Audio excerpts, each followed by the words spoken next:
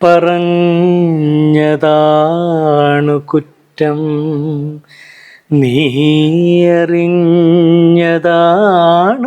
കുറ്റം. പലരും കൊതിക്കുന്ന നിൻ പ്രേമ പുഷ്പത്തെ പലവുരു ചോദിച്ചതെൻ്റെ കുറ്റം. ഇത് ഈ നഷ്ടപ്രണയത്തിൻ്റെയൊക്കെ ഒരു ഗാനമാണ്. അതുകൊണ്ട് തന്നെ ഒരുവിധം ഉള്ള എല്ലാവരും അവരുടെ ചെറുപ്പകാലത്തൊക്കെ പ്രേമിച്ചും അല്ലെങ്കിൽ പ്രേമം അലസിപ്പോയും ഒക്കെ ഉള്ള ജീവിതങ്ങളിൽ ഒരുപാട് അവസരങ്ങൾ ഉണ്ടായിട്ടുണ്ട്. ഇങ്ങനെയുള്ളവരെല്ലാവരും ഈ പാട്ട് ഇഷ്ടമാണ് എന്ന് പറഞ്ഞ് എന്നെ നേരിട്ട് വിളിച്ച് പറഞ്ഞിട്ടുമുണ്ട്. അത് നമുക്ക് ദാസാറിനെ കൊണ്ട് പാടിച്ചാലോ? ഞാൻ പറഞ്ഞത് ഇങ്ങനൊരു ചോദ്യം വേണോ? അപ്പം മദ്രാസിൽ, ചെന്നൈയിലാണ് റെക്കോർഡിങ്. അത് RR സ്റ്റുഡിയോയിൽ, റഹ്മാൻ്റെ സ്റ്റുഡിയോയിലാണ് റെക്കോർഡിങ്. ഫിക്സ് ചെയ്യുന്നു. അങ്ങനെ പിന്നെ എല്ലാം ഒരു സ്വപ്ന തുല്യമായിരുന്നു. ഞങ്ങൾ ഇവിടുന്ന് നേരെ ചെന്നൈയിൽ പോകുന്നു. തീവയിൽ പാറുന്ന ജീവിത വീതിയിൽ നീവയിൽ കൊള്ളാതെ തളരാതെ പോകുവാൻ, തണലായി തീരുവാൻ ആശിച്ച ഞാൻ നിൻ്റെ നിഴലായി തീർന്നതും എൻ്റെ കുറ്റം.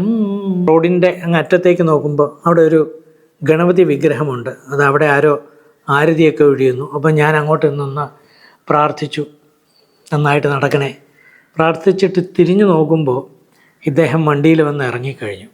പറഞ്ഞാൽ വല്ലാത്തൊരു, നമുക്കിങ്ങനെ അദ്ദേഹം അടുത്ത് വരുമ്പോൾ തന്നെ നമുക്കൊരു പോസിറ്റീവ് എനർജി വരും.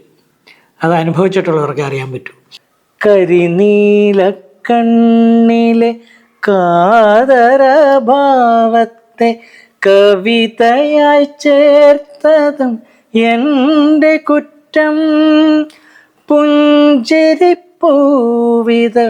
ചുണ്ടത്തു കണ്ടപ്പോൾ എന്തിനോ വെമ്പിയതെൻ്റെ കുറ്റം, എന്തിനോ വെമ്പിയതെൻ്റെ കുറ്റം.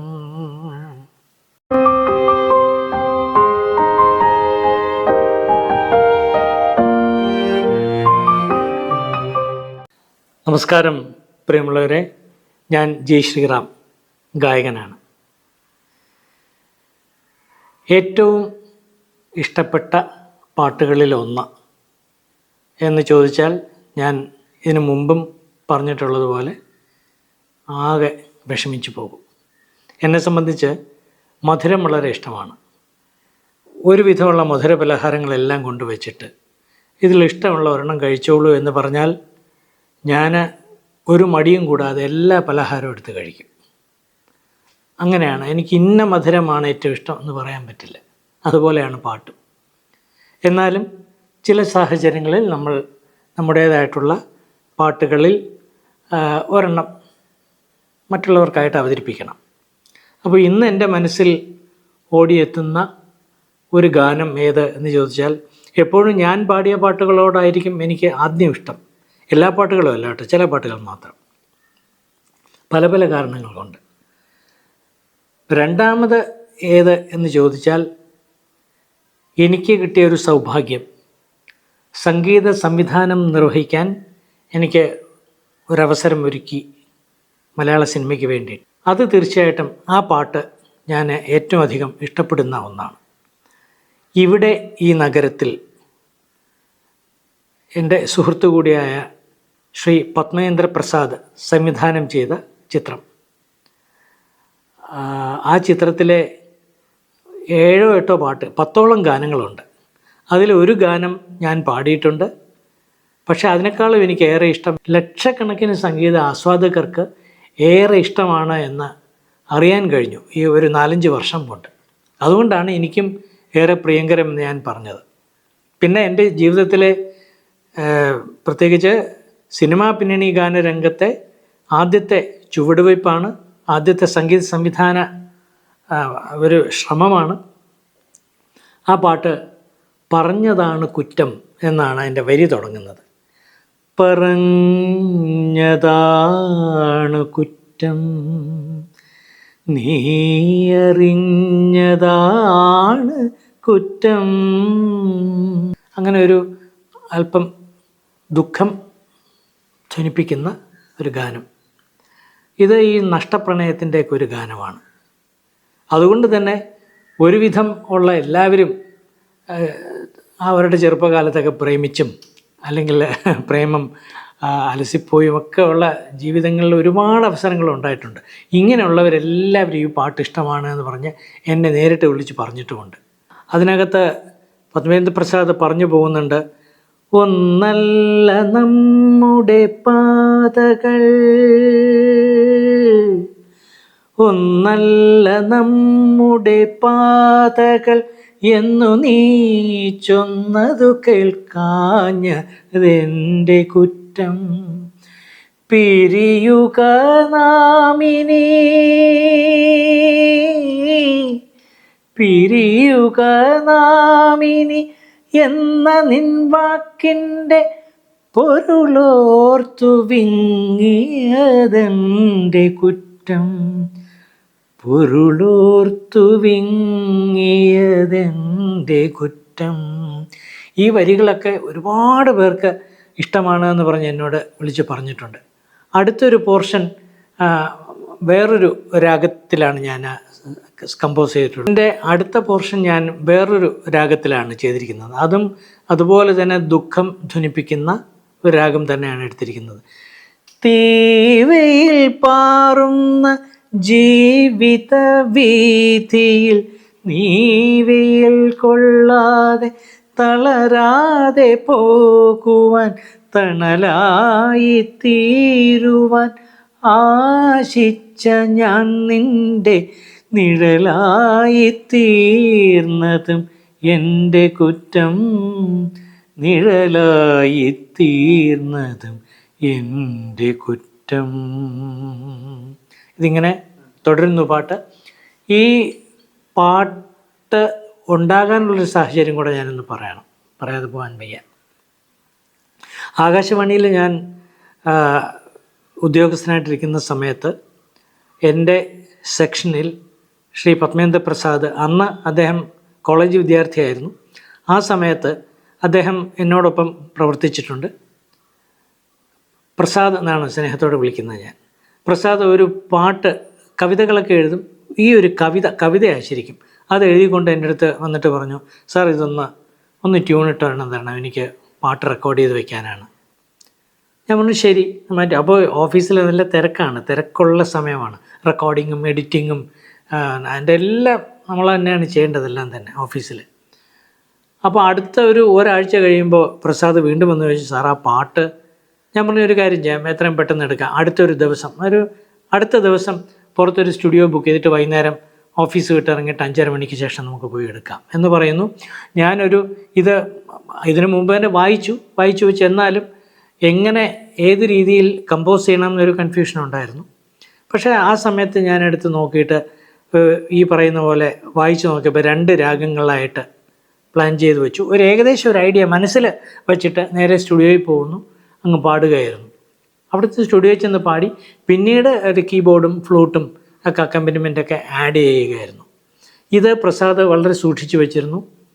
പ്രസാദിൻ്റെ പ്രിയപ്പെട്ട ഗാനമാണല്ലോ, തീർച്ചയായിട്ടും സൂക്ഷിച്ചു വെച്ചു. അത് കുറേ നാൾ പുള്ളിയുടെ കയ്യിൽ പുള്ളി പല കാര്യങ്ങൾക്കായിട്ട് ഈ പാട്ട് സുഹൃത്തുക്കളെ കേൾപ്പിക്കുന്നു, മറ്റ് ചില പുള്ളിയുടെ തന്നെ പരിപാടികളിൽ ഉൾപ്പെടുത്തി. ആ കാലമൊന്നും ഞാൻ അറിയുന്നേ ഇല്ല. ഞാനിങ്ങനെ ആകാശവാണിയിൽ തുടരുന്നു, അത് കഴിയുമ്പോൾ ട്രാൻസ്ഫറായിട്ട് ഞാൻ പോയിട്ട് തിരിച്ചു വരുന്നു, വീണ്ടും മറ്റൊരിടത്തേക്ക് ട്രാൻസ്ഫറായി പോകുന്നു. അങ്ങനെ എൻ്റെ ജീവിതം അങ്ങനെ അങ്ങ് മാറിപ്പോവുമായിരുന്നു. പ്രസാദ് പിന്നീട് ഇപ്പോൾ ഒരു 10 വർഷമെങ്കിലും ആവും, ഒരു ചിത്രം സംവിധാനം ചെയ്യാനായിട്ടുള്ള തയ്യാറെടുപ്പിലായിരുന്നു ഇവിടെ ഈ നഗരത്തിൽ. ആ ചിത്രം സംവിധാനം ചെയ്ത പകുതിയായപ്പോൾ എൻ്റെ അടുത്ത് ചോദിച്ചു, നമ്മുടെ ഈ മുമ്പുണ്ടായിരുന്ന ഈ പാട്ട് സാർ നമുക്ക് സിനിമയിലെടുത്താലോ? ഞാൻ പറഞ്ഞു കൊള്ളാം, പ്രസാദിൻ്റെ സിനിമ, പ്രസാദ് എഴുതിയത്, തീർച്ചയായിട്ടും എന്തുകൊണ്ട് എടുത്തുകൂടാ, നമ്മളെടുത്തോളൂ. അത് കഴിഞ്ഞിട്ട് അടുത്ത ദിവസം പുള്ളി ചോദിക്കുകയാണ്, അത് സാർ ചെറിയൊരു നമുക്കത് ആ പാട്ട് എന്തായാലും എടുക്കണം, അത് നമുക്ക് ദാസാറിനെ കൊണ്ട് പാടിച്ചാലോ? ഞാൻ പറഞ്ഞു, അത് ഇങ്ങനൊരു ചോദ്യം വേണോ? അതായത് ആ പാട്ട് ഞാനാണ് പാടി വെച്ചിരുന്നത് വെറുതെ. അത് മാറ്റിയിട്ട് ദാസാറിനെ കൊണ്ട് പാടിച്ചാലോ എന്നാണ് പ്രസാദ് ചോദിക്കുന്നത്. ഞാൻ പറഞ്ഞു, പ്രസാദ് ഇങ്ങനെയൊന്നും ചോദിക്കരുത്. യേശുദാസ് എന്ന് പറയുന്ന ഗാനഗന്ധർവൻ പാടിത്തരാമെന്ന് പറഞ്ഞാൽ അതിനപ്പുറം ഭാഗ്യം വേറെ ഒന്നുമില്ല. പക്ഷേ അദ്ദേഹത്തിനോട് നേരിട്ട് സംസാരിക്കുകയോ അല്ലെങ്കിൽ കത്ത് മുഖേന അറിയിക്കുകയോ ചെയ്യണം. അദ്ദേഹം സമ്മതിക്കുകയാണെങ്കിൽ പാടാം. പിന്നെന്താ, സന്തോഷമുള്ള കാര്യം എന്ന് പറയുന്നു. അപ്പോൾ എനിക്ക് അദ്ദേഹത്തെയൊക്കെ പരിചയമുണ്ടെങ്കിലും ഞാൻ നേരിട്ട് ഒരു കാര്യം ഇന്നുമല്ല അങ്ങനെ സംസാരിക്കുകയോ, വളരെ അടുത്ത ബന്ധമാണ് ദാസാറുമായിട്ടൊക്കെ, പക്ഷെ ഒരിക്കലും അങ്ങനെ ഒരു ഇടപെട്ടിട്ടില്ല എന്നുള്ളതാണ് സത്യം. പിറ്റേ ദിവസം തന്നെ പ്രസാദ് അദ്ദേഹത്തിന് വിളിക്കുന്നു, സെക്രട്ടറി ഫോൺ എടുക്കുന്നു, ഈ കാര്യം ഇങ്ങനെ പറയുന്നു, ഇങ്ങനെ ഒരു പാട്ടുണ്ട്, പാടിത്തരാമോ? അദ്ദേഹം പറയുന്നു, CD ഒന്ന് അയക്കൂ, പാട്ടിൻ്റെ എല്ലാ റെക്കോർഡിങ്സ് ട്രാക്ക് ഉണ്ടെങ്കിൽ ഒന്ന് അയച്ചു, ഞാൻ പാട്ട് കേട്ട് നോക്കട്ടെ എന്ന് പറയുന്നു. അപ്പോൾ പാട്ട് കേട്ടിട്ട് ഇഷ്ടപ്പെടുകയോ ഇല്ലെന്നൊന്നും അറിയില്ലല്ലോ. അയച്ചു കൊടുത്തു. 2 ദിവസം കഴിയുമ്പോൾ അവിടുന്ന് മറുപടി വരുന്നു, ഞാൻ പാടിത്തരാം എന്ന് പറയുന്നു ദാസാർ. ഇതിൽപ്പോൾ ഒരു ഭാഗ്യമില്ല. അപ്പോൾ തന്നെ അദ്ദേഹം ഒരു ഡേറ്റ്, ഏകദേശം ഒരു ഡേറ്റ് പറയുന്നു. അപ്പം മദ്രാസിൽ, ചെന്നൈയിലാണ് റെക്കോർഡിങ്. അത് RR സ്റ്റുഡിയോയിൽ, റഹ്മാൻ്റെ സ്റ്റുഡിയോയിലാണ് റെക്കോർഡിങ് ഫിക്സ് ചെയ്യുന്നു. അങ്ങനെ പിന്നെ എല്ലാം ഒരു സ്വപ്ന തുല്യമായിരുന്നു. ഞങ്ങൾ ഇവിടുന്ന് നേരെ ചെന്നൈയിൽ പോകുന്നു. ചെന്നൈയിൽ പോകുന്നത് ഇത് D എന്നുള്ള ശ്രുതിക്കാണ് ഇപ്പോൾ പാടുക. അതായത് കുറച്ച് 2 എന്നുള്ള നോട്ട്, കുറച്ച് ഹൈ പിച്ചാണ്, അതിലാണ് പാടിയിരിക്കുന്നത്. സാധാരണ എല്ലാവരും 1 എന്നുള്ള C എന്നുള്ള ശ്രുതിയിലാണ് എല്ലാവരും പാടുന്നത്. പക്ഷേ പണ്ടത്തെ കാലത്തെ പാട്ടെല്ലാം Cക്കും Dക്കും Eക്കും ഒക്കെ പാടിക്കൊണ്ടിരിക്കുന്ന കാലഘട്ടങ്ങളുണ്ടായിരുന്നു. അപ്പോൾ 2 തരത്തിലുള്ള ട്രാക്ക് ഞങ്ങൾ എടുത്തു വെച്ചു. കാരണം ദാസാർ എന്ന് പറയുമ്പോൾ അദ്ദേഹത്തിന് അന്ന് 76 78 വയസ്സുണ്ട്. അപ്പോൾ C എന്നുള്ള ശ്രുതിയിലും D എന്നുള്ള ശ്രുതിയിലും ഞങ്ങൾ ട്രാക്കുകൾ തയ്യാറാക്കി കൊണ്ടുപോയി പലതരത്തിലുള്ള പ്രിൻ്റുകൾ, പാട്ടിൻ്റെ വരികൾ എഴുതിയൊക്കെ എടുത്ത് സെറ്റാക്കിയാണ് ഞങ്ങൾ പോകുന്നത്. വൈകുന്നേരം സന്ധ്യയ്ക്ക് ശേഷം 7 മണിക്ക് ശേഷം അദ്ദേഹം വരുമെന്ന് പറഞ്ഞിട്ടുണ്ട്. അപ്പോൾ ഞങ്ങൾ സ്റ്റുഡിയോയിൽ അതിന് മുമ്പ് തന്നെ എത്തി. 6-6:30 മണിക്ക് മുമ്പേ ഞങ്ങളെത്തി. അപ്പോൾ ഞാനിങ്ങനെ ആ സ്റ്റുഡിയോയുടെ മുമ്പേ നിന്ന് ഒന്ന് റോഡിൻ്റെ അങ്ങ് അറ്റത്തേക്ക് നോക്കുമ്പോൾ അവിടെ ഒരു ഗണപതി വിഗ്രഹമുണ്ട്. അത് അവിടെ ആരോ ആരതിയൊക്കെ ഒഴിയുന്നു. അപ്പോൾ ഞാൻ അങ്ങോട്ട് നിന്ന് പ്രാർത്ഥിച്ചു, നന്നായിട്ട് നടക്കണേ. പ്രാർത്ഥിച്ചിട്ട് തിരിഞ്ഞു നോക്കുമ്പോൾ ഇദ്ദേഹം വണ്ടിയിൽ വന്ന് ഇറങ്ങിക്കഴിഞ്ഞു, ആ ശുഭ്രവസ്ത്രമൊക്കെ ആയിട്ട്. സത്യം പറഞ്ഞാൽ വല്ലാത്തൊരു, നമുക്കിങ്ങനെ അദ്ദേഹം അടുത്ത് വരുമ്പോൾ തന്നെ നമുക്കൊരു പോസിറ്റീവ് എനർജി വരും. അത് അനുഭവിച്ചിട്ടുള്ളവർക്ക് അറിയാൻ പറ്റും. പറഞ്ഞതാണു കുറ്റം, നീയറിഞ്ഞതാണു കുറ്റം, പലരും കൊതിക്കുന്ന നിൻ പ്രേമ പുഷ്പത്തെ പലവുരു ചോദിച്ചതെൻ്റെ കുറ്റം, കരിനീലക്കണ്ണിലെ കാതരഭാവത്തെ കവിതയായി ചേർത്തതും എൻ്റെ കുറ്റം, പുഞ്ചിരിപ്പൂവിതൾ ചുണ്ടത്തു കണ്ടപ്പോൾ എന്തിനോ വെമ്പിയതെൻ്റെ കുറ്റം, എന്തിനോ വെമ്പിയതെൻ്റെ കുറ്റം.